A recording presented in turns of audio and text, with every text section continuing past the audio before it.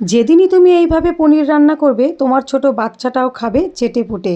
এইভাবে যদি তুমি পনিরের ঝোল রান্না করো না, একটু গন্ধরাজ লেবু কিংবা একটু পাতিলেবু দিয়ে খেয়ে দেখো বন্ধুরা, জাস্ট ফাটাফাটি। পনিরগুলোকে এইভাবে নুন হলুদ মাখিয়ে একটু লাল লাল করে ভেজে নেবে।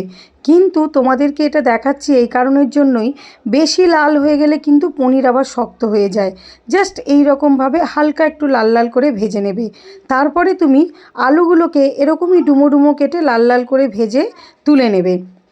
নিয়ে শুধুমাত্র একটু আদা জিরে বাটা আর একটু টমেটো দিয়ে তুমি ভালো করে মশলাটা কষিয়ে ফেলবে।